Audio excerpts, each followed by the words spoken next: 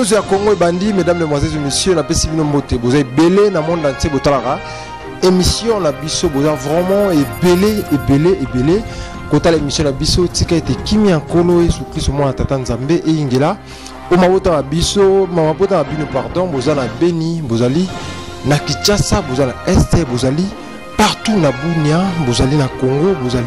na Lubumbashi, vous allez na France, na Belgique, vous allez aux États-Unis, côté là, émission la biso news ya Congo, tika ete Kimi en Kolo et sous Christ moi Tata Nzambe.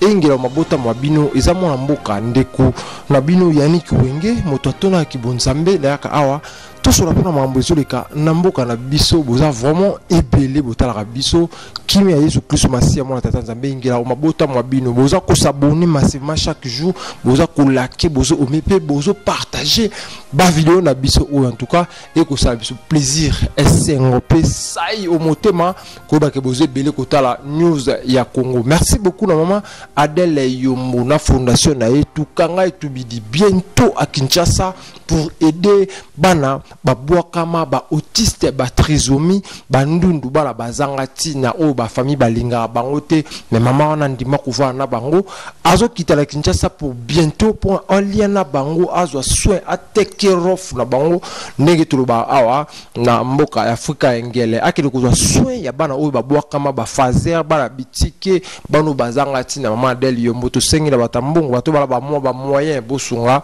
maman wana na fondation na kitoko tukanga etubidi azala motema bolamu motema ya kosunga bana o bazangati na ya mboka na biso Congo topi partout dans le monde entier. Mesdames, demoiselles et messieurs, il a pris sous mbote na professeur Jean Belé,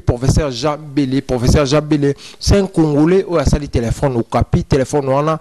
partout dans le monde entier, téléphone on a batba kousai la au téléphone makasi téléphone o ba soda na biso je suis FARDC o ba soda ba osai la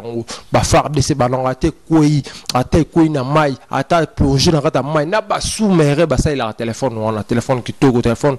au capi ya papa la biso jabelé za congolais ndi mutasali yango to soutenir to utiliser biloko ba congolais et kusala malamu mingi mesdames demoiselles et messieurs en tout cas peto pesi mbotre ba te belé bozaka brancher kota l'émission la biso boponi chaîne Okini France Télévision pour encore d'informations il y a net peu clair oyo wabino moto ki bonzambe Yannick Wenge PDG il y a Kini France Télévision na kaputo sur la makambu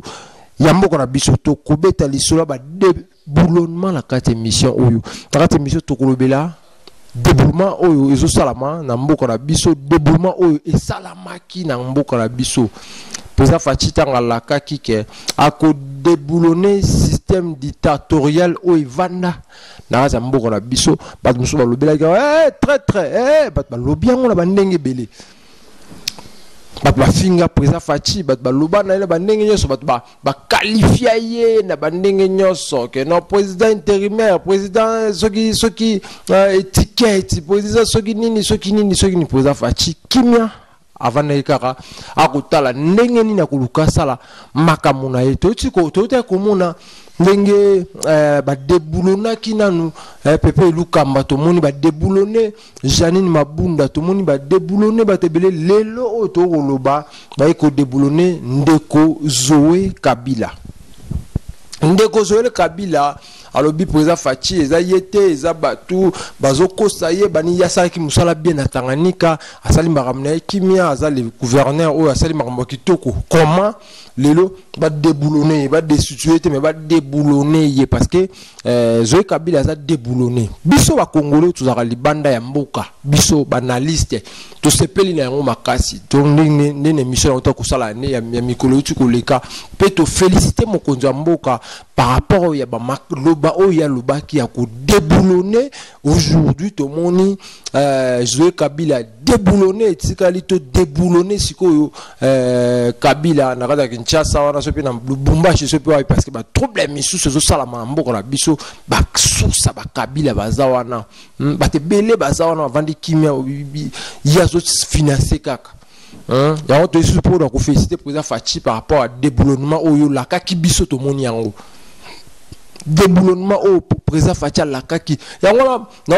c'est bela président Fachi azolanda ba rimer ya ba congolais te azolanda makambu ya batuté président Fachi azo sala makambu ye azo raisonner président Fati na obenga mikolo sagesse aza ovanda azo raisonner nini faut que ça là parce que alakaki ba congolais bana congolais bana Congo pardon oya est ke na koya na kotia vi na nga danger pour na kimia ezalaka ta est bato ebele balobela yango na banzembu kutu bayembaki yango na ba congolais moso bayemba ngo na banzembu lelo yango yo tomoni ba troupe ya ba Codeco troupe ba ADF ba zokine ko déposer le bezaki 12 personnes ya ba Codeco ba ko déposer ba chef ya ba Codeco ba ko déposer ba arme ba biguerre o to kokate parce que FARDC e ma be moko na ndinga ba vantité na ba soda Kenya pe ba ye mabe bitumba wana FARDC ça toujours liboso azola la pongité nguba ezobeta manguba o bongo ba benga kiango. Alors bandeko Codeco balobi bacha na se mais balobi ba kotanga ba vérité ba kotanga ba nani bazaka sima la bango balobi bazé be na Kinshasa ba ko baluka bazé be na Kinshasa ba ko baluka bato ba ko financer guerre oyo ezali na est ya mboka na biso mesdames demoiselles et messieurs. Alors président Fati to pese tango président Fati to tchai maboko par rapport à idée azana ngona ko bongisa mboka par rapport à idée ko tcha kimia na kati ya mboka na biso mesdames demoiselles et messieurs. Par rapport il y a idée azana ngo pour na mboka na ye to soutenir parce que za mona mboka za congolais ndenge Roger les combattants a soutenir kai na mboka ya France. Tout soutenir président Fati parce que ça mona mboka ça na idée ya kobongisa mboka pe idée ya kotia kimia tala lelo yo ndenge kimia déjà comme ko kota na est ya mboka na biso zoe kabila comme ko luka kima lo destituer azobanga soki ba destituer o akoki nde ba destituer boy parfois ba kokanga lisusu ko luka nzela kima ye wana ba bise vanda ko bimate déjà même c'est vanda o bimate papa ça na mboka faut ba landela yo nan parce que la série mo bona Tanganyika boyi ba kangaka ba conteneur ya ba arme les kaso na mboka mo boyi ba bengi za mitu ba minduki ya Zoé Kabila. Zoé c'est un civil azana soldate conteneur minduki ya bandeko ki wapi il faut se justifier mambe belé basala Zoé Kabila na misu na ngana mona Zoé Kabila ko boma ko beta masasi na élection 2006 je crois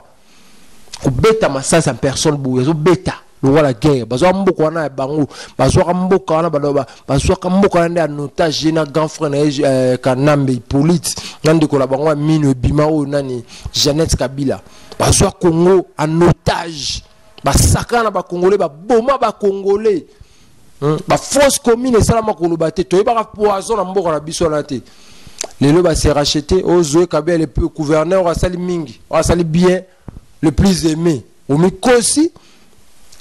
ko boma ba congolais boboma to botika la bosa na ngote na mboka na biso ndenge boboma ba congolais to bosa na ngote ba fausse commune salama ba espère ya oni o ba boma ndego Shadari yo zano pepele yo zano kimia osamba kala mingi te Emmanuel Shadari zano calme donc zano agité kututé pour kala mingi te faut se justifier ba espère yo pesa mi beko ba boma ba espère oni mindele wana dossier eza toujours na mesa tolo bali susu likambu ya matata mponyo déjà makambo osamba na déjà ba obengaye ba détournement ya makasi ya salama il faut matata ponyo à se justifier et ça vraiment important mesdames et messieurs ba la sala bambe belé na kasa mboko na Congo na ebisio ondimate ba bosha faut ba samba Jean-Marie Samba faut ba samba ba te belé faut ba samba na mboka wana Albert Yuma kolobate bokima boka déclaration Albert Yuma salake bate ba bien nyoso ya mboka bateka yango yena Kabila ba bien ya mboka na biso Congo bateka na ba étranger mboka na biso aso to tala vraiment ezaki nzambe ninga lingaki mona mboka azwa poste wana lisusu parce que mboka na biso etikala ki squelette déjà mboka etekamaki mwana mboka za na droit ya koloba te sur le lobby aner sur le lobby au côté mabele tout le monde qui Karine oyo appelle ça ordre baboma activiste Rosimu Kendi ba condamné qui est 20 ans de prison. Moi na Karine na yebi na envie comme ça. Autant maloba na yo taninga loba c'est Rwandais so Rwandais ta cause burundaise. So Rwandais ta cause burundaise. Ko boma na Congo comme eloko osakana. Poison kolobate lisasi ko beta ba beta na nyamate ba beta na nzete ba beta kaka na congolais. Ba fausse commune kolobate est ko kata bana mike mo atam soza la inane ko kata e mutu asmo na sali nini source nango lignée ya Kabili wana Kabili Mobimba de source ya ba malheur ya mboka na biso to le président Fachi so azui idée to pas zui makanisi ya ko déboulonner le biso système dictatorial ozaki na mboka na biso. Toko féliciter toko tchema beaucoup biso ba journaliste moi les journalistes analystes à Kin France Télévision le PDG à Kin France Télévision na ko tcha président Fatima beaucoup akene na idée na wana liboso a déboulonner système parce que tu souffres mingi pendant 18 ans tu vivre souffrance na kati mboka na biso mesdames demoiselles et messieurs pendant 18 ans.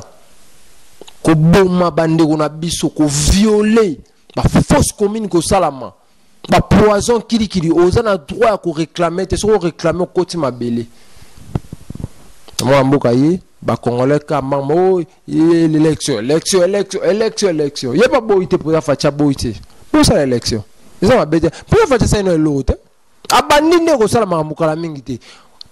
vu ko déboulonner ka système ko kanga ba mibio ba ministre wana ewa bandinde kala mingi te parce que de moto moko tanga ngote bomoni yazo ki idée ça somme de moto kaka moto bazali na ye kaka kamere muibia ya ti trouble ayibi ba mbongo ti so de moto mambelali malgré monsieur Cécile boyembango election ndeko fayulu to ebite so za congolais so za to nani to ba nanti ba mo pe moko na biso fo beta on okara fayulu to ebite position na to zo ba ku te fayulu en tout cas tika ba vraiment zo sala na o ba marche o ba nini en tout cas tout ça on a poussé la montée Martin Fayulu tout to buni na mboko ba tembele pour la Congo wana ba te belé to ba kota ba belé wala mboko ba combattre belé ba bundi poto lolo to longola Kabila na mboka. Donc Kabila tiki pouvoir mon amour a eu pouvoir tout soutenir yenan tout la ba idée à ça lango na habité le ndenge président Fatia tini ba soda na est ndi ba ocha kimia na est ko nani angwa ko linga azala contre état de siège donc comme yo so ndeko congolais oza contre état de siège c'est que oza na congolais te ba te bele ba district biso wana oza congolais te. Comment yo congolais a contre état de siège le to moni kimia ezo ke ko kota na mboko na biso ya est disons tout ça mais filtré belé pour ça Fatia c'est une armée la police faut checker non bien tout ba infiltrer pour continuer na ba politicien ba congolais faut checker bien ba politicien on a tout le monde nani azanani recensement tout ça pour yo toujours soutenir yo continuer pour ça Fatia ça me ça non kitoko ba mbrier yo te ba ambrier te bande on a idée tout soutenir pour ça Fatia to tchai maboko to soutenir bino bandeko ya IDPS bozana pona ko surveiller nzinga ya président ya de la République bofonu ko koyeba bandeko musu baza pembeni ne wana bazo tchai pela ba erreur te mais bazo ba mamo bo ebimisa président Fatima B et bata ndeko bosona Israël Mutombo bango nyonso ba collaborateur au côté moi na bali président Fachi parrain au côté président Fachi parrain parce que ceux ba sala ba maramna bango président Fachi mo le bezate ba ina ba stratégiquement boy ndio ba na compte ça rendre tamzo abi ah président Fachi na def sara mbongo moko boy on a sala mo boy na yambango tout le monde ba tenir la présence wana Alors tout soutenir président Fachi na idée azanango mwana mboka le to mona lobi to mona kimia ekokota na est ya mboka na biso lobi to moni ba Jeannette Kabila ba kokangama ba Olive Lembe ba kokangama ba Joseph Kabila ba kokangama ba Lambert Mende ba kokangama ba Matata Ponyo kokangama Evariste Boshab ba Nemi boka so isola Nemi ba kele FCC wapi a comprenant le président Fatima la mboka so salva avancer au Kende azo luka moyen kuta mona président Fatima zo simbate bate basé belé au fuba kangama o ba conduire mboka na biso na erreur o ba BBC on est ya mboka na biso basé belé fuba kota prison photo se plateau mona système on est zalaté na kati ya Lubumbashi bata maboma ba système azala ba téléphone azala ba $100 bata bomba yaki ne njasa na bazong bata na kati ya Lubumbashi toujours batté ceux pour position la bango ndeni mais président Fachi pe lisu toujours lisola likola lisu to landela bango nous a bien parce que toujours la posa mboko la biso toujours la posa mboko la biso ata été ni kende libanda te mesdames demoiselles et messieurs kimia ya Yesu Kristo Masia mona tata nzambe ingela mabota mwabino bozaki belé kota l'émission la biso bozaki partout dans le monde entier Kinshasa bozali matadi Lubumbashi bozaki awa na kata Afrique du Sud na Durban Cape Town bozaki partout kota la émission na biso news ya Congo bozaki na France Belgique na États-Unis kota l'émission na biso kimia ya kolo sur plus au moins tata nzambe ingela o mabota mwabino zaki wabino Yannick Wenge moto atonda na kati na kibonzambe na pesi mbote na mama Adèle Yombo mama andima kuvala bana babwaka ma ba autiste ba trisomie bana bazanga tina mama na vana na bango aliaka na bango sami moko bientôt azoki ya Kinshasa pour kosunga bana oyo babwaka ma mesdames demoiselles et messieurs merci beaucoup na maître Jaguar Kofi Ngombe depuis Cape Town Francis Kanaba on a pesi mbote aux allants de Cape Town la pesi mbote na Iber Millionnaire Beto pourquoi pas na Yannick Igwe na pesi mbote na bana lobeka nyoso mboka oyo ya Afrique du Sud ba pesi mbote na Boss Océan la pesi mbote pourquoi pas na Joe Modango Kikasper na pesi mbote lisusu na bato belé bota la biso bato belé ba brancher bota la biso bana mboka bana Congo tout ça la téléphone oyo au capi au moins mboka je professeur Jambi la sali pour na ba congolais ba partout téléphone au capi ça quoi Samsung ça quoi Huawei donc ça il a non mais